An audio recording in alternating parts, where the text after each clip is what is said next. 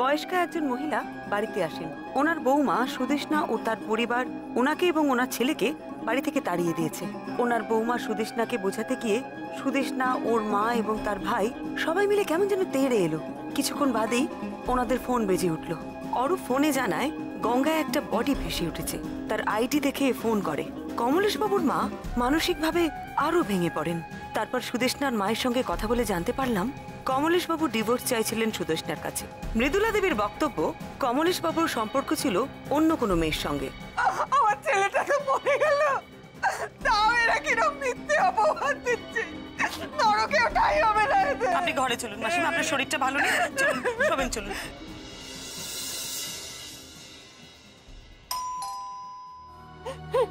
কে কে এলো? বৌমা এলো? বৌমা এলো কে? বাবলি,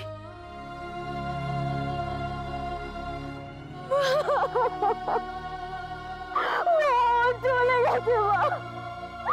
সত্যি সত্যি আমাকে ছেড়ে চলে গেছে। আমাকে ঠকিয়ে চলে গেছে মা, চলে গেছে। আমি দেখছি মাসিমা, আপনি আস্তে আস্তে আস্তে।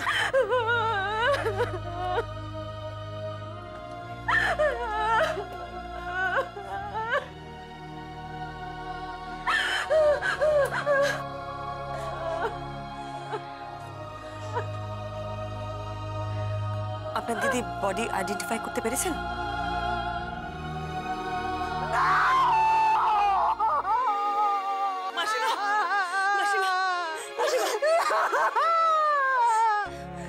আমার ছেলেটা চলে গেল, আমার ছেলেটা চলে গেল গো। শান্ত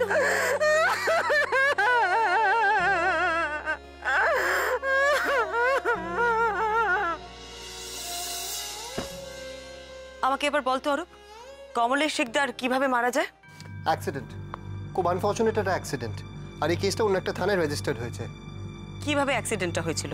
একটা ব্রেক ফেল করা গাড়ি এসে গঙ্গার পাড়ে দাঁড়িয়ে থাকে আর একটা গাড়িকে ধাক্কা মারে, এবং যে গাড়িটা দাঁড়িয়ে ছিল সেটা গিয়ে শীতে গঙ্গার জলে পড়ে।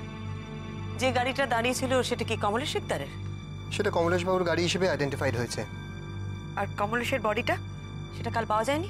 কমলেশের বডিটা কালকে পাওয়া যায়নি, কমলেশের বডিটা আজকে পাওয়া গেছে। গাড়িটা যেখানে পাওয়া গেছে তার থেকে অনেকটা দূরে। আমার কি মনে হয় জানো তো, কমলেশবাবু গাড়ির ভেতরেই বসেছিলেন আর গাড়িটা চলছিল না। এই গাড়িটা ব্রেক ফেল করা গাড়িটা এসে ধাক্কা মারে এবং গাড়িটা সিধে গিয়ে জলে পড়ে। কমলেশ কমলেশ কি করে? আমার যতদূর মনে হচ্ছে যে গাড়িটা যখন জলে পড়ে তখন কমলেশবাবু কোনোভাবে দরজাটা খুলে বেরিয়ে যান, তাই জন্য ওনার বডিটা গাড়ির কাছে পাওয়া যায়নি, গাড়ির থেকে বেশ কিছুটা দূরে পাওয়া গেছে। আচ্ছা, আর অন্য গাড়িটা? অন্য গাড়িটা ধাক্কা মেরে বেরিয়ে যায়। একজন দোকানি রাত্রির বেলা দোকান বন্ধ করছিল, তখন সে পুরো ঘটনাটা দেখে। তাই নাকি? ইনফ্যাক্ট দোকানি এটাও বুঝতে পেরেছিল যে গাড়িটার ব্রেক ফেল হয়ে গেছিল। দোকানি কি করে বুঝলো যে গাড়িটা ব্রেক ফেল করেছিল? যে গাড়িটার ব্রেক ফেল হয়েছিল তার ড্রাইভার চিৎকার করে সবাইকে সরে যেতে বলছিল। যারা শুনেছে তারা সবাই সরে গেছে। কমলেশবাবু মনে হয় নিজের খেয়ালে ছিলেন, তাই শুনতে পাইনি, আর তাই এই অ্যাক্সিডেন্টটা হয়েছে। কিন্তু বৌনি, সব থেকে বড় হেডলাইন হচ্ছে যে যখন আমি ও বাড়িতে ফোন করলাম তখন তোমাকে পেলাম। মানে আমার বিশ্বাস হচ্ছে না, ওটা কোইন্সিডেন্স। আমারও তো অনেক কিছু বিশ্বাস হচ্ছে না, অনেক কিছু অদ্ভুত লাগছে অরূপ। বৌনি, আমার তো পুরো বিষয়টা একটা নিয়ে অ্যাক্সিডেন্ট মনে হচ্ছে। মানে আমি তো আপাতত কোনো রহস্য খুঁজে পাচ্ছি না। তুই শিওর এটা একটা অ্যাক্সিডেন্ট? আপাতত তাই মনে হচ্ছে, কিন্তু তুমি তো ও বাড়িতে গেছিলে, তোমার কি অন্য কিছু মনে হচ্ছে? একজন লোক তার বউকে ডিভোর্স দিতে চাইছে, বউ কিছুতেই রাজি হচ্ছে না। লোকটি অন্য একটা মেয়েকে ভালোবাসে, তাকে বিয়ে করতে চায়। মনের দুঃখে লোকটি গেলেন গঙ্গার পাড়ে, আর তখন একটা ব্রেক ফেল হওয়া গাড়ি এসে তাকে মারে আর তার মৃত্যু হয়। তোর অদ্ভুত লাগছে না? অদ্ভুত লাগছে একটু, কিন্তু বৌমনি অ্যাক্সিডেন্ট তো এভাবেই কোইন্সিডেন্টলি হয় না। দেখো, যে গাড়িটা এসে ধাক্কা মারলো সে নিশ্চয়ই আরেকটা গাড়িতে যে ভদ্রলোক বসেছিল তার মনের অবস্থাটা জানতো না। কিন্তু তোমার কি অন্য কিছু মনে হচ্ছে, মানে some kind of foul play? মনে তো হয়, তবে কে করতে পারে সেটা ঠিক বুঝতে পারছি না। দেখো, এক হতে পারে যে এই পুরো ঘটনাটা ওনার বউ ঘটিয়েছে। কেন কোনো ওয়াইফ এটা মেনে নেবে না যে তার হাজবেন্ডের অন্য কোনো মহিলার সাথে রিলেশনশিপ আছে, তাই প্রতিশোধ নেওয়ার জন্য এই পুরো ঘটনাটা উনি ঘটিয়েছেন। ওনার বউ এত তাড়াতাড়ি? স্বামী সবেমাত্র বললেন যে তিনি ডিভোর্স চান, আর বউ সঙ্গে সঙ্গে স্বামীকে মারার জন্য অ্যাক্সিডেন্ট করিয়ে দিল। বাবা, বউয়ের নেটওয়ার্ক এত স্ট্রং? না না, তুমি তো বলেছিলে যে ডিভোর্সের কথাটা ওদের মধ্যে আগেই হয়েছিল, তাই হয়তো প্ল্যানিংটা তখনই হয়ে গেছে। আরে শোন, ওই অ্যাক্সিডেন্ট হওয়া গাড়িটা কোথায়? তো বেরিয়ে গেছে। সে কি? এতগুলো লোক ছিল, কেউ গাড়িটাকে আটকাতে পারলো না? কেউ গাড়িটা নম্বর নোট করেনি? তো এত রাতে হাতে গোনা কয়েকজন ছিল, তারা একটা ব্রেক ফেল হওয়া গাড়ির হাত থেকে নিজেদের প্রাণ বাঁচাবে না নাম্বার নোট করবে? তুমি বলো। না না, আমাকে কালকে ওই বাড়িতে একবার যেতে হবে। ওদের সাথে আরো অনেক কথা বলতে হবে, অনেক কিছু জানতে হবে ওদের থেকে। শোনো না, তুমি তাহলে কালকে যেও ওখানে, কিন্তু আপাতত আমি গুড নাইট, মানে আজকে খুব টায়ার্ড, অফিসে এত প্রেশার গেছে। যা যা, শুয়ে পড়।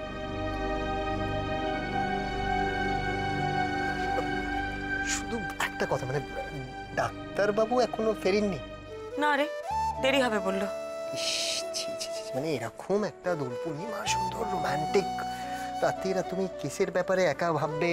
কি করব বল, পুলিশ আর ডাক্তারদের বাড়ি ফেরার কোনো ঠিক থাকে? আমাকে একা একাই কেসের কথা ভাবতে হবে। তাও ফেরা উচিত ছিল, মানে তোমাকে কোম্পানি দেওয়ার জন্য। আমি বলছি কোম্পানি, অন্য কিছু না। Good night, good night, good night, good night, যাচ্ছি। পাঁচি কথা।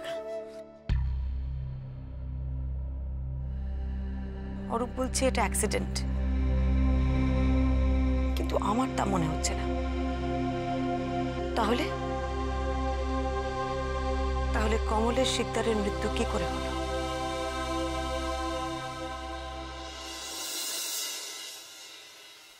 বড়নাথ বউ, ও বড়নাথ বউ, হ্যাঁ ঠাম্মা, বলছি তোমার কিছু দরকার রান্নাঘরে? ও তোমার পানটা ছেঁচে দিইনি না? দাঁড়াও, শাকটা ভেজে নিয়ে আমি তোমার পানটা ছেড়ে এসেছি। আরে না না, সেসব কিছু নয়। বলছিলাম কি, কাল যে ওখানে কি হলো সেটা কিছু জানতে পারলাম না। আহা গো, ভদ্রমহিলা কিরকম অসহায়ভাবে ছুটে এসেছিলেন বলো। হ্যাঁ, আচ্ছা বড়নাথ বউ, তুমি ওই বউটাকে বেশ ভালো করে ধমক দিয়েছো তো? ছি ছি ছি, কি বদ বউ রে বাবা। হ্যাঁ, রাত দুপুরে ওই বুড়ো মানুষটাকে কিরকম করে বার করে দেয়।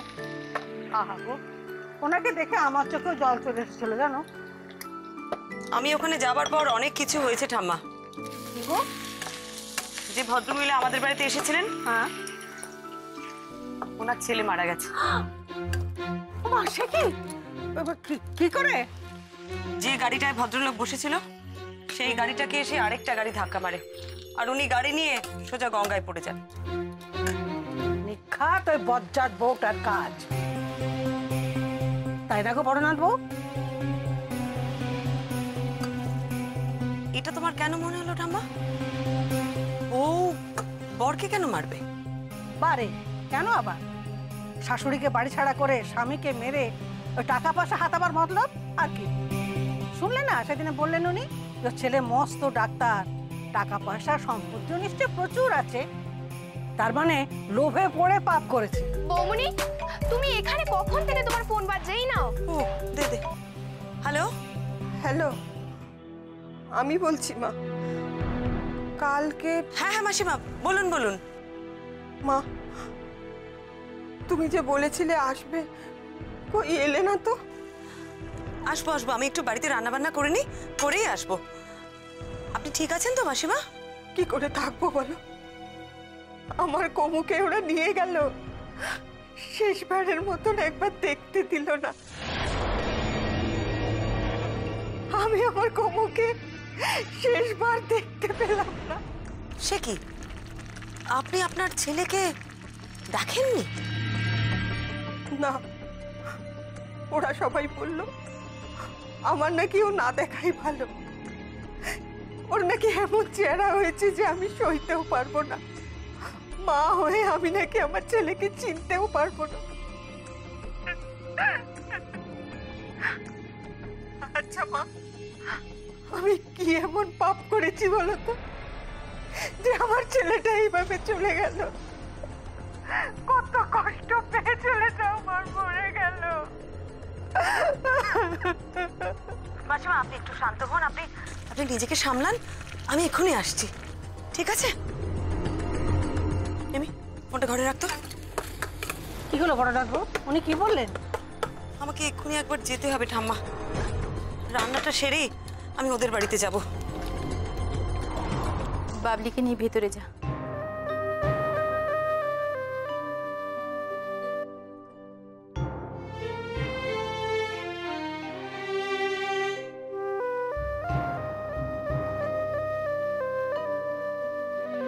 আপনি? দাহ করা হয়ে গেছে না?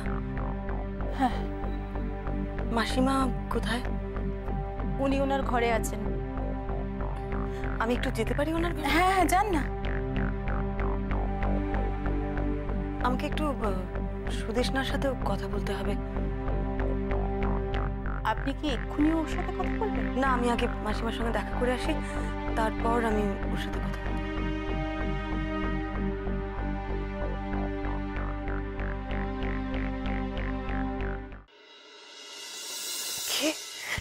কে এলো? কমু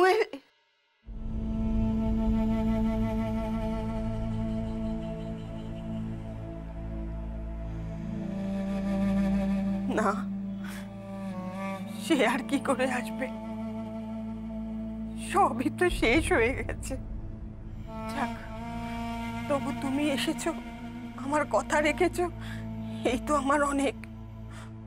আমি তো একা হয়ে গেলাম, আমার তো আর সংসারে কেউ নেই। কেন এভাবে বলছেন বলুন তো মাসিমা? আমি তো আপনাকে বলেছিলাম আমি আসবো। সে তো আমার ছেলেও বলেছিল, মা আসছি, কই এলো না। মাসিমা, এবার কিন্তু আপনাকে শক্ত হতে হবে, আপনাকে একা একা বাঁচতে হবে।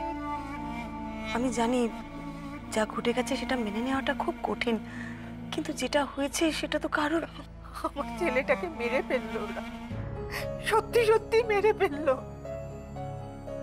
তুমি বলো না, ওরা আমার ছেলেটাকে মানসিকভাবে কষ্ট দিয়ে মেরে ফেললো না? শুধু হাতে মারাটাই কি মারা? মানসিকভাবে দগ্ধে মারাটা কিছু নয়? তার কোনো শাস্তি নেই? আচ্ছা মা, তুমি তো অনেক জানো, তুমি বলো তো, এই যে আমার ছেলেটাকে এত কষ্ট দিয়ে ওরা মেরে ফেললো, এটা কি তোমাদের আইনের চোখে অপরাধ নয়? হবে হবে, শাস্তি হবে। যে অন্যায় করেছে তার শাস্তি নিশ্চয়ই হবে, কিন্তু তার আগে আপনাকে ঠান্ডা হতে হবে, শক্ত হতে হবে। আমি কি করে শক্ত হব? শক্ত থাকতে গেলে তো একটা অবলম্বন দরকার।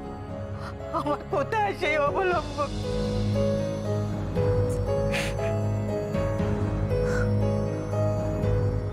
আচ্ছা মা, তুমি আমার একটা কাজ করে দেবে?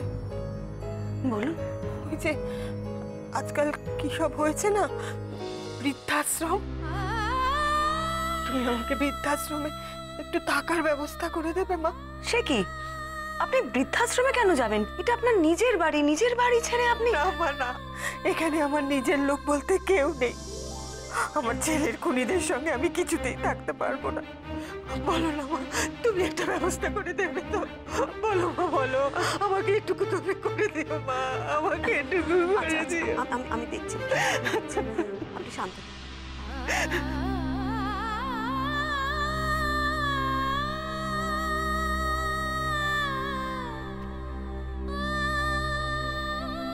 ডক্টর অসীম ব্যানার্জি। অরূপ রায়, বলুন, কি জানতে চান? আপনার বন্ধু ডক্টর কমলেশ শেখদারের ব্যাপারে। বসুন। Unfortunate, most unfortunate. এইভাবে মৃত্যু? না, এটা আমি কিন্তু মানতে পারছি না। কতদিন চেনেন আপনি ওনাকে? অনেক দিন। ইনফ্যাক্ট এই হসপিটালেও আমার অনেক পরে জয়েন করেছে। আমরা খুব ভালো বন্ধু ছিলাম। সরি, তাহলে সরাসরি একটা প্রশ্ন করি। ও শিওর। আপনার বন্ধু মানে ডক্টর কমলেশ শেখদার কেমন মানুষ ছিলেন? হঠাৎ এ কথা কেন জানতে চাইছেন? হি ওয়াজ কোয়াইট এ জেন্টলম্যান। আপনার ভালো বন্ধু ডক্টর কমলেশ শেখদার মানে তার পার্সোনাল লাইফের ব্যাপারে নিশ্চয়ই আপনার সাথে ডিসকাস করতো, তাই তো?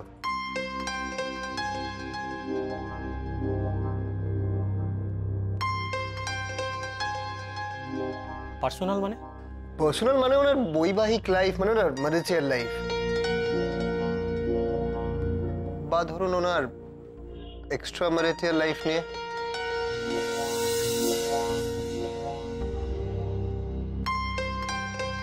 গঙ্গার ধারে গিয়ে বসেছিল, তাই না?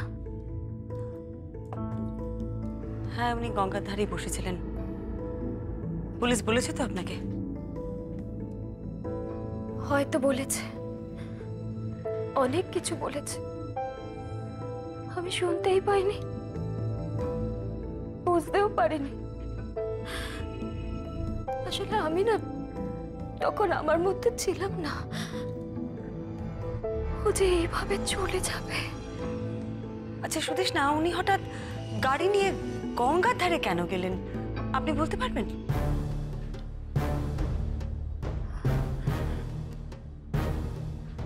ওর মন খারাপ হলে, ডিস্টার্ব থাকলে মাঝে মাঝে গঙ্গার ধারে গিয়ে বসে থাকতো চুপচাপ। ও বলতো তাতে নাকি ওর মন খারাপ কেটে যায়, টেনশন কেটে যায়। এরকমটা হবে জানলে আমি ওর সাথে ঝগড়া করতাম না, জানেন?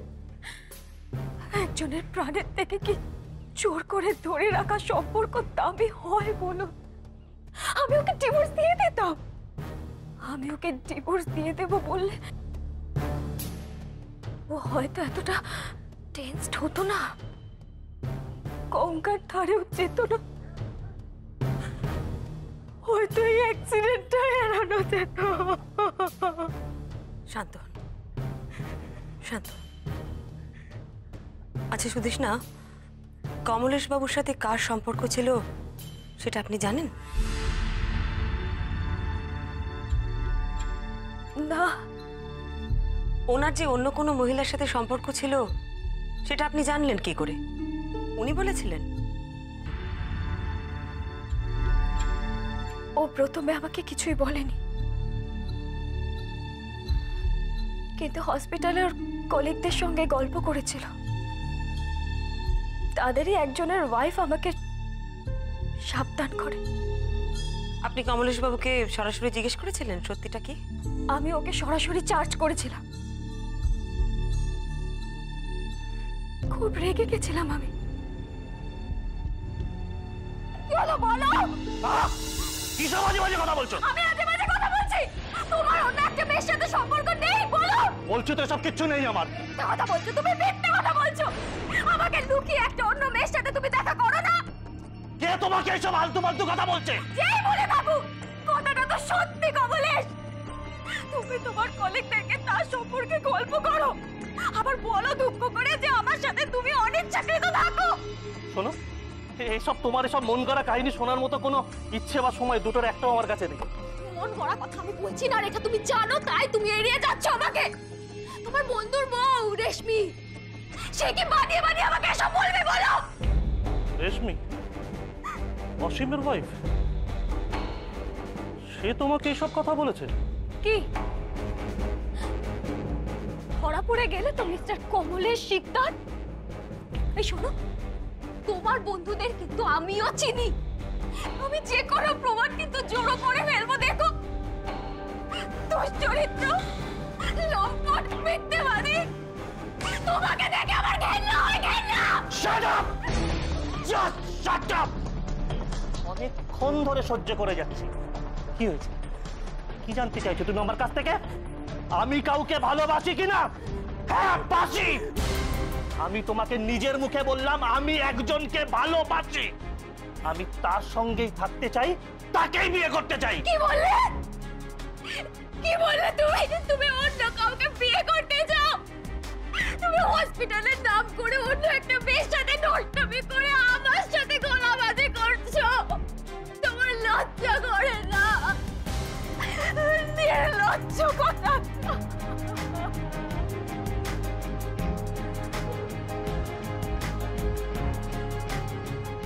শোনো, ওসব লজ্জা টজ্জা অনেক হয়েছে। আমরা দুজনেই যথেষ্ট ম্যাচিওর পারসন। আমার মনে হয় ঠান্ডা মাথায় ব্যাপারটাকে সেটেল করে নেওয়া উচিত। কি সেটেল করবে তুমি? আমার ডিভোর্স চাই সুদেশ না। সেই থেকেই শুরু। তারপরও আমাকে প্রায় ডিভোর্সের কথা বলতো। আর আপনি? আমি কখনো রাজি হইনি। আপনার শাশুড়ি কিছু বলেননি ছেলেকে? উনি তো সবসময় ছেলের দিকেই কথা বলতেন, আমাকে বলতেন ছেলেকে মুক্তি দিতে। আসলে জানেন তো, উনি আমাকে কখনোই সেভাবে পছন্দ করতেন না। তাহলে আপনাদের বিয়েটা হলো কি করে? সে অনেক কথা। এখন আর আপনি এসব জেনে কি করবেন? আমার তো যা হওয়ার হয়ে গেছে। আপনার কি বলতে আপত্তি আছে? দেখুন সুদেষ্ণা, আপনার স্বামীর মৃত্যুটা স্বাভাবিক নয়। পুলিশ কিন্তু এটা নিয়ে এনকোয়ারি করবে, আর তখন কিন্তু আপনাকে সব কথা খুলে বলতে হবে। তাই ভালো হয় যদি আপনি আমাকে সব কথা বলেন, প্লিজ।